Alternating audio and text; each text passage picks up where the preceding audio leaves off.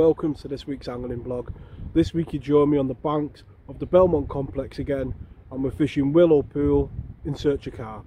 As you can see from the start of the vlog, it's been a bit of a moody morning on the way to the bank, dark skies, and the forecast is for overcast with periods of rain. Before we get into this vlog, I do apologise that a lot of the vlogs are on this venue and quite similar.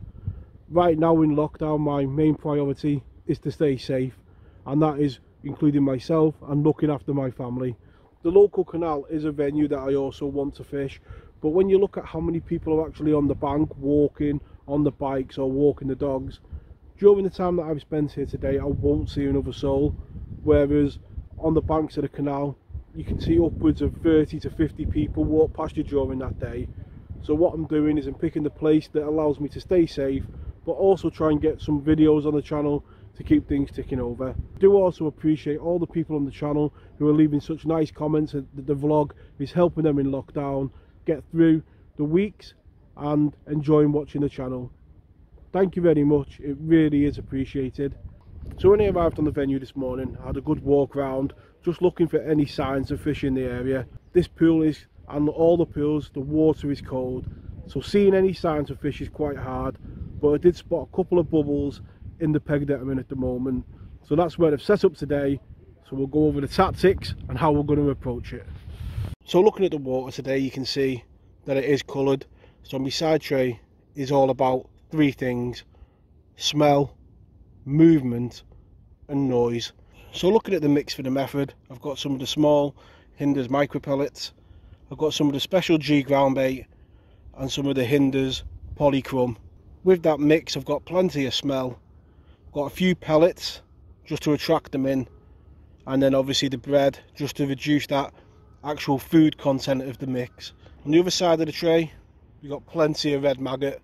So on that side we've got the smell and the attraction, and on this side we've got the movement and the noise. I'm hoping the noise of the maggots hitting the top of the water, and then the movement on the bottom is going to help them fish locate them maggots. The ironic thing about today is that I was more confident when there was snow on the ground. The reason for that is when it's clear, you always kind of think that the fish, you know, can see your bait, and you know, you've got that smell and that sight element. And in winter, them fish might not be moving much, but they'll see the maggots falling through the water, or you know, they might just come across your bait and see it. When you're just relying on smell, you know, it can be difficult. So with this pool being so coloured, there is a plan today. What I'm going to do is I am going to be starting quite confidently on the method feeder and give it an hour and a half of 20-minute casts just around this tree area, just looking for any signs. If after an hour and a half we've not had any type of sign, I'm going to try that maggot line that I'll be periodically firing maggots over. If by the afternoon we've not had any indication at all, I am going to give the pool above us a go. It's the one that you see me and Joshua fish on a recent vlog, and that one is gin clear.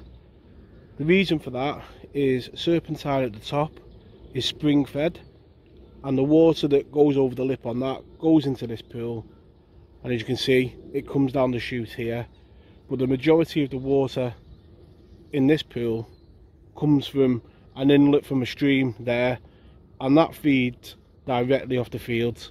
So that's the plan, and you have always got to have some type of plan, but hopefully let's be positive and hope that we can get a few bites on this pool.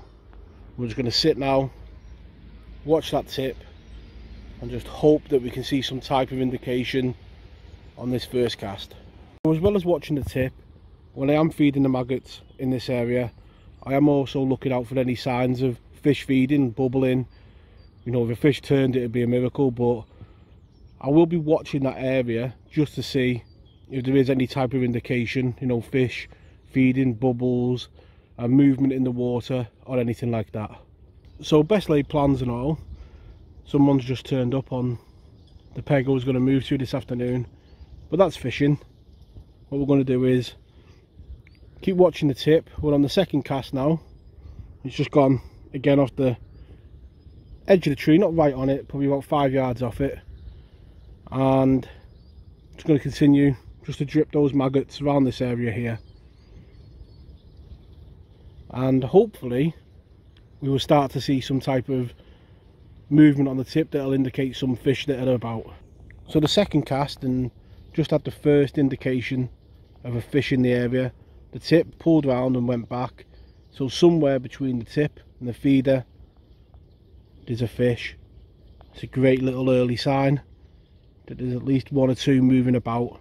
And after sitting here in the snow, it is a beautiful day to be on the bank.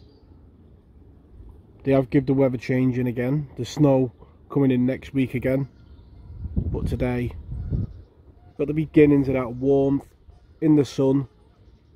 You can hear the ducks and the swans, and it all seems just a bit alive today, like we're nowhere near the start of spring, but it just feels like that today. Everything seems alive.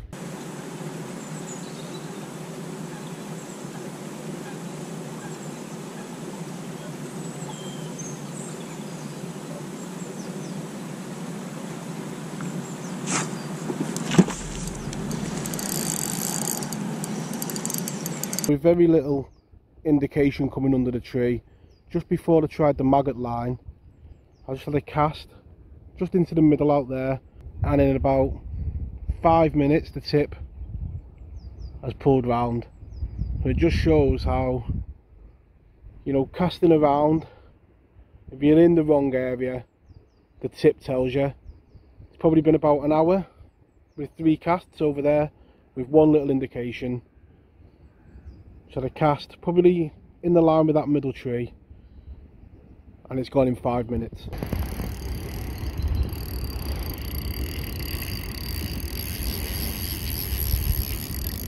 And one thing you've always got to do at this time of year is enjoy it, because you never know, it could be your only bite of the day, and that's what you come for. A nice bend in the rod, the reel ticking over nicely, and hopefully in a few moments a carp on the bank.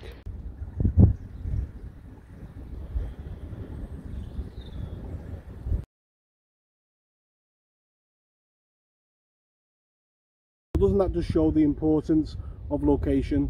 3 casts off that willow, which is the obvious spot, an hour with one little tap, 5 minutes in the middle of the lake, in the middle of nowhere, and it goes round. And that's what winter's like, fine margins, and you've got to find where the fish are. And it's time for this one to go back, and hopefully one or two of his friends are out there waiting for us.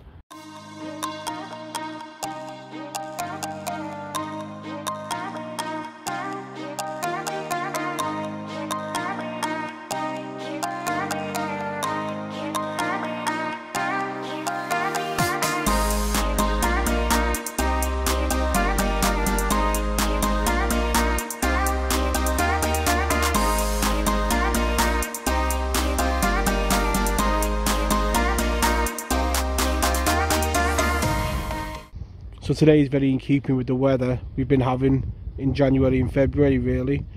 You've seen before, it was almost spring-like, it was warm. Now that clouds come, there's a wind on the venue, and it is ice cold. It's hard to come across on film to put how cold it is, but that wind that you can see on the venue is freezing. You can feel it on your hands and your face. So how it will affect the fishing, I don't know. It was confident before when it was warm and the sun was on it. I thought it could, you know, build and you might get a couple of bites. Now, just hoping that we get one more pull round on the tip really. Amazing how a day can change. So we've literally half an hour of the session left. Just nipped onto the pool, just with some maggots, in the hope that we just pick up one bite, but it is bitterly cold. It has been one of the weirdest days on the bank, how it has gone from so warm and, like I say, spring like before, to ice cold. Just going to give it probably half an hour. It's never ideal when you try after somebody else has been fishing, but you never know. Been very quiet on that other pool, and I have had one or two just little line bites after casting in. Well, sometimes a little bit of a move pays off. It's been a long day sat on the other pool after that first fish, but just switching over to that maggot feeder and the second cast, and it's ripped round. And on a cold winter's day, it's more than welcome. This morning we had a plan, didn't we? And I think that other fish was more luck than the plan working. But it's good to know that, you know, sometimes when you get your tactics right, clear pool and the maggots, it's good when it pays off. It doesn't actually feel a bad one for this pool. It's putting up a good scrap. It's probably going to be maybe the last fish of the session if we get him in. He's putting up a proper scrap, and that is the weird thing about it. It's hard to get a bite, and when you get a bite they don't half go, so you would think that they'd be a bit more active on the pool when they were feeding, but it's just not the case.